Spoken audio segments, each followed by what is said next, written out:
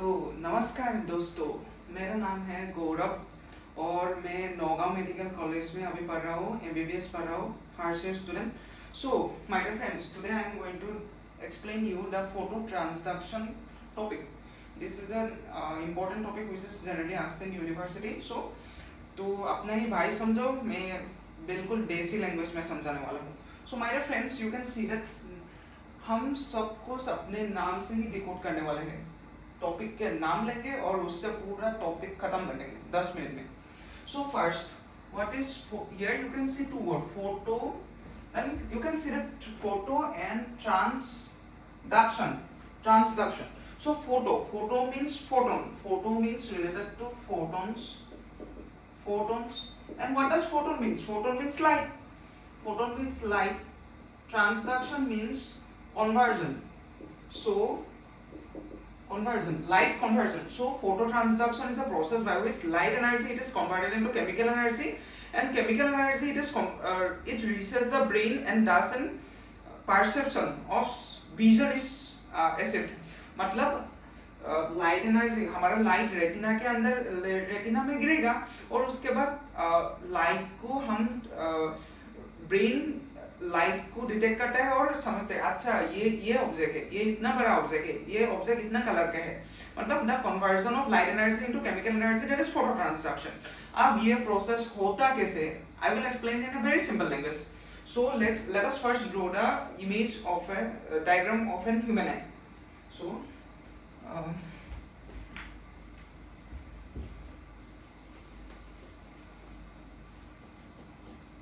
I will draw a human eye here.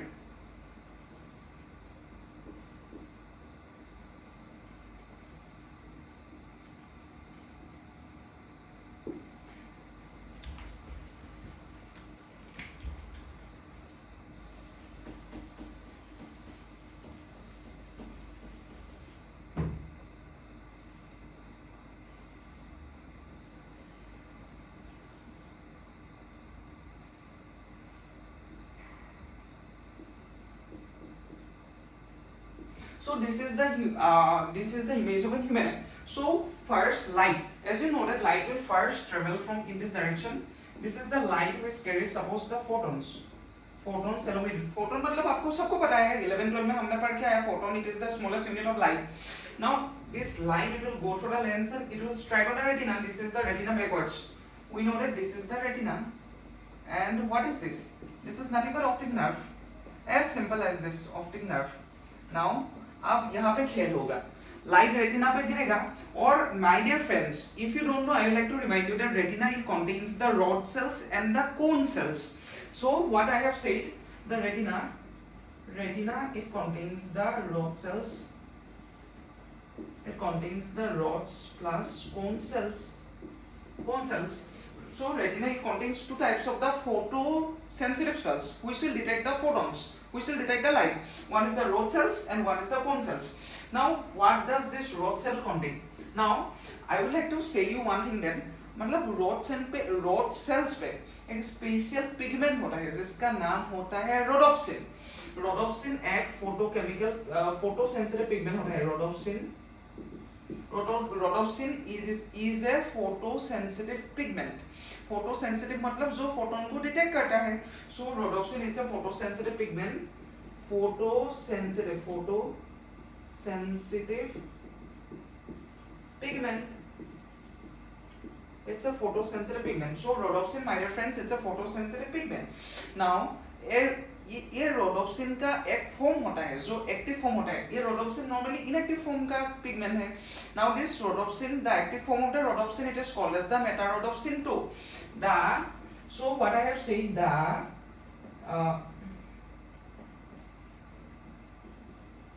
the active form of rhodopsin is metarodopsin 2.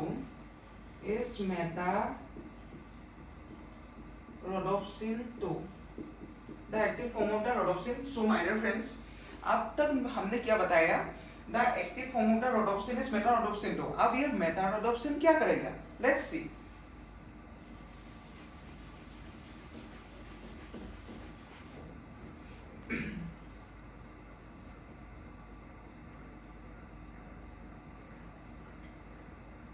Now this मेटारोडोप्सिन 2, जब light आकर retina पे गिरेगा तो rhodopsin convert होगा metarhodopsin 2 में, which is an active form. Now this metarhodopsin will activate an enzyme which is called as the phosphokinase esterase. मतलब एक enzyme है जो केमिकल एंजाइम है जो रेटिना में पाया जाता है, जो होता है फोस्फोकाइनेस एस्टरेज, जो एक्टिवेट हो जाता है मेटारोडोप्सिन 2 उसको एक्टिवेट कर देता है. As simple as it is, it activates metarrhodopsin 2, it activates phosphokinase esterase. ये एंजाइम होता है जो फोस्फोकाइनेस एस्टरेज को एक्टिवेट करता है. Now this phosphokinase esterase, I said that it's an enzyme, मतलब ये एक एंजाइम होता है. अगर ये एक एंजाइम होता है तो एक केमिकल रिएक्शन को क्या करेगा, कैटालाइज करेगा. Let's see it. Now cyclic GMP, cGMP, it is converted to 5' GMP. Now this is a chemical reaction. Cyclic GMP, it is converted to 5' GMP. It is catalyzed by an enzyme which is called as the phosphokinase esterase. मतलब फोस्फोकाइनेस esterase इस enzyme को cyclic GMP को 5' cyclic GMP पे convert करेगा. Now यहाँ पे problem क्या होगा, इससे ही खेल हो जाएगा हमारा. I would like to say you my dear friends that हमारा जो रॉड सेल्स होता है उन रॉड सेल्स के अंदर साइक्लिक जीएमपी का कंसंट्रेशन जनरली हाई होता है. लेकिन जब लाइट इसमें गिरेगा तो लाइट क्या करेगा, लाइट मेटारोडोप्सिन 2 को ज्यादा एक्टिवेट कर देगा. मेटारोडोप्सिन 2 फोस्फोकाइनेस एस्टरेज को एक्टिवेट कर देगा. अगर फोस्फोकाइनेस एस्टरेज एक्टिवेट हो जाएगा तो ज्यादा क्या बनेगा, सबस्ट्रेट से ज्यादा प्रोडक्ट बन जाएगा. मतलब रॉड सेल के अंदर ज्यादा क्या मिलेगा, after light has fallen on the retina rod cell के अंदर ज्यादा 5' जीएमपी मिलेगा. मतलब साइक्लिक जीएमपी का कंसंट्रेशन कम हो जाएगा. अब यहाँ पर मेन कॉन्सेप्ट है, सो समझते हैं इजी लैंग्वेज में. माय डियर फ्रेंड्स, लेट्स गो.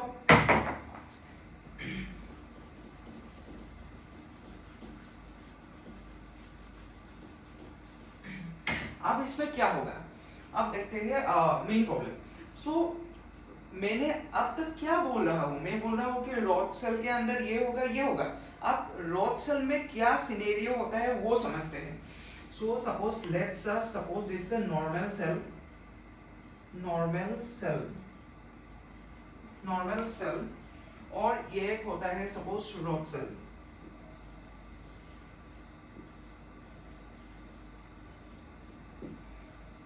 सो मैंने एक नॉर्मल सेल ड्रॉ किया और एक रॉड सेल ड्रॉ किया. एक नॉर्मल सेल के अंदर जो आरएमपी होता है, आरएमपी मतलब आपको तो मालूम है रेस्टिंग मेम्ब्रेन पोटेंशियल, मतलब जो potential when the cell is at rest. Normal potential मतलब resting membrane potential of normal cell it is -72 -90 millivolt. Simple है ना दोस्तों, -72 -90 मिलीवोल्ट. लेकिन रॉड सेल के अंदर एक यूनिक फीचर होता है, मतलब जो सिर्फ रॉड सेल के अंदर होता है, दैट इज रॉड सेल के अंदर रेस्टिंग मेम्ब्रेन पोटेंशियल -72 -90 मिलीवोल्ट नहीं होता है, उनसे ज्यादा होता है. So resting membrane potential of rod cell it is -40 millivolt. ये यूनिक फीचर होता है रॉड सेल के अंदर. सो अब क्या होता है, नॉर्मली सेल के अंदर रॉड सेल के अंदर -40 मिलीवोल्ट होता है. लेकिन मैंने अभी तक क्या हुआ था, केमिकल रिएक्शन कहा था, प्रोसीड हुआ था, दैट इज साइक्लिक जीएमपी अब 5' जीएमपी पे कन्वर्ट हो गया था. लेकिन यहाँ पे एक प्रॉब्लम है रॉड सेल के साथ. क्या होता है, लेट्स सी. रॉड सेल के अंदर एक स्पेशल टाइप ऑफ ट्रांसपोर्टर होता है जिसका नाम है sodium transporter. This is the what is this transporter, this is called as the sodium transporter. और मतलब sodium so there is a unique type of the transporter which is present in the rod cell which is called as the sodium transporter. और ये transporter कैसे खुलता है, transporter तो एक protein है और इसको खोलने के लिए चाहिए एक special substrate that is called as the cyclic GMP. मतलब यहाँ पे आकर जुड़ जाएगा साइक्लिक जीएमपी और यहाँ पे आकर जुड़ जाएगा साइक्लिक जीएमपी. और जब ये दोनों साइक्लिक जीएमपी ये सोडियम ट्रांसपोर्टर पर जुड़ जाएगा तब ये सोडियम चैनल ओपन हो जाएगा, और ये सोडियम चैनल जब ओपन हो जाएगा तो बाहर से सोडियम अंदर सेल के, this is what is this cell, we know that this is rod cell, right, this is rod cell, और बाहर से क्या आ जाएगा, सेल के जो बाहर के एनवायरनमेंट है उनसे सोडियम आ जाएगा। अब आप लोग सोच रहे होंगे बाहर से कैसे सोडियम आएगा। अरे दोस्तों, सोडियम तो एक एक्स्ट्रा सेलुलर फ्लूइड है, एक्स्ट्रा सेलुलर इलेक्ट्रोलाइट है, और ये इलेक्ट्रोलाइट बाहर से अंदर आ जाएगा थ्रू दिस ट्रांसपोर्टर, और अगर सेल के बाहर आ जाएगा तो membrane potential RMP, that is the resting membrane potential में चेंज हो जाएगा।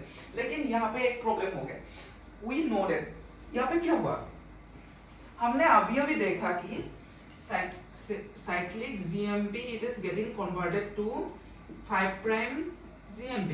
ऐसा क्यों हो रहा था, क्योंकि फोस्फोकाइनेस एस्टरेज एक्टिवेट हो गया था। फोस्फोकाइनेस एस्टरेज किसने एक्टिवेट किया था, मेटारोडोप्सिन 2 ने फोस्फोकाइनेस एस्टरेज को एक्टिवेट किया था, और फोस्फोकाइनेस एस्टरेज एक एंजाइम है।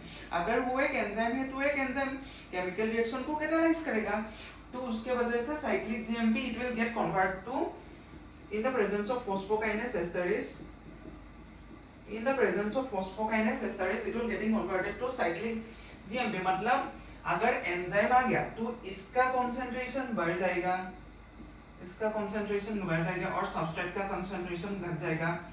अगर साइक्लिक जीएमपी का कंसंट्रेशन घट गया तो इसको साइक्लिक जीएमपी क्या करता है, रॉड सेल के अंदर सोडियम चैनल को ओपन करने में हेल्प करता है। अगर ये घट गया तो क्या होगा, इससे क्या प्रॉब्लम होगा, तो अभी तो प्रॉब्लम शुरू होगा, क्योंकि इससे ये केमिकल रिएक्शन नहीं होगा। अगर साइक्लिक जीएमपी घट गया तो cyclic GMP it helps in opening the sodium transporter, और अभी सोडियम ट्रांसपोर्टर नहीं खुलेगा। अब इससे प्रॉब्लम होता है। अगर सोडियम नॉर्मली मैं एक फैक्ट बताता हूँ दोस्तों, अगर नॉर्मली जब रॉड हमें क्या करता है, रॉड कोन सेल्स हमें कलर विजन देखने में हेल्प करता है। Rod sales it helps in the vision during the dim light, मतलब जब अंधेरा होता रहता है तब देखने में कौन हेल्प करता है, रॉड सेल देखने में हेल्प करता है ना। एक यूनिक फीचर होता है रॉड सेल के अंदर, वो बताते हैं, सुनो।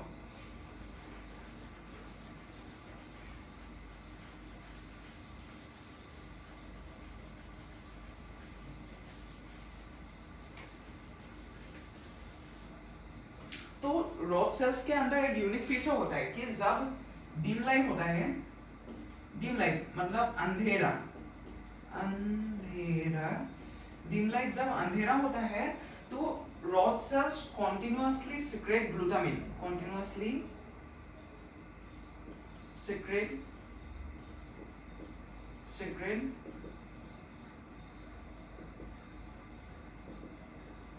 तो वो क्या करता है, तो वो कॉन्टिन्यूअसली ग्लूटामिन सीक्रेट करता है। अगर वो ग्लूटामिन सीक्रेट करेगा मतलब कॉन्टिन्यूअसली सीक्रेट करता है, और जब रेटिना के अंदर सपोज दिस इज ए आई, यहाँ पे क्या है, rod sales, suppose this is rod sales, मतलब जब हम अंधेरा में देख रहे हैं तो रॉड सेल्स कॉन्टिन्यूअसली सेल के बाहर क्या सीक्रेट, सेल से क्या सीक्रेट करते रहते हैं, ग्लूटामिन सीक्रेट करते हैं। लेकिन जब पुअर दैट इज रोशनी गिरना स्टार्ट हो जाएंगे, दैट इज जब फोटॉन्स गिरना स्टार्ट हो जाएंगे तो ग्लूटामेट सिक्रेशन क्या हो जाता है, इनहिबिट हो जाता है। मतलब जब रोशनी आई तब ग्लूटामेट खत्म, रिलीज होना खत्म हो गया।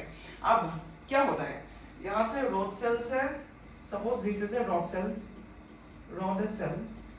सेल से ग्लूटामेट नॉर्मली सीक्रेट होते रहेंगे अंधेरा में, लेकिन जब लाइट आना शुरू हो गया तो ग्लूटामेट सिक्रेशन खत्म हो गया।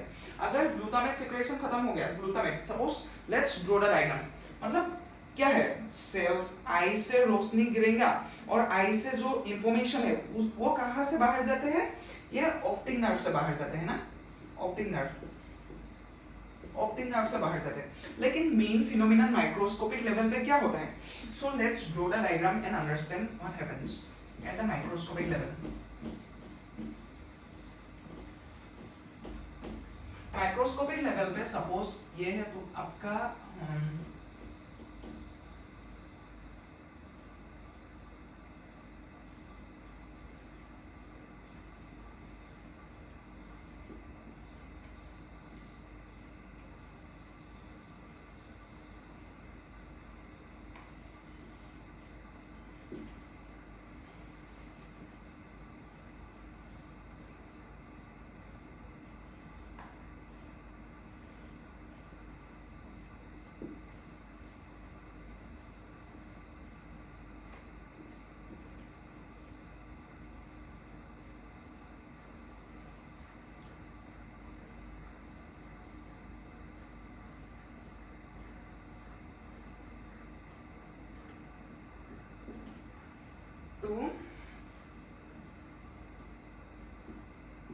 तो ये है न्यूक्लिया, ये है एक न्यूक्लिया, ये है एक न्यूक्लिया। सपोज लेट्स एज्यूम दैट ये क्या है, एक रॉड सेल्स, ये है आपका रॉड सेल, और ये है एक आपका बाइपोलर न्यूक्लिया, बाइपोलर न्यूक्लिया, न्यूक्लिया। और ये मतलब आप लोग यहाँ पे देख रहे हो कि there is formation of synapse, there is synapse formation, FORMATION, synapse formation between nucleus. यहाँ पे synapse form हो रहा है between the dendrite and the axon. Then there is also, this is another type of the cell which is called as the dendritic cell. Dendritic cells, which is called as the dendritic cells. अब क्या होता है, मैंने आप लोगों को easy language में बता दिया है कि यहाँ पे क्या हो रहा था, रॉड सेल्स ने जब लाइट डिटेक्ट करता है, तो लाइट डिटेक्ट करता है तो रॉड सेल्स पहले तो पूरा कॉन्टिन्यूअसली ग्लूटामेट का भंडार रिलीज करते जा रहे थे, लेकिन जब उसने लाइट डिटेक्ट करना शुरू कर दिया तो ग्लूटामेट रिलीज खत्म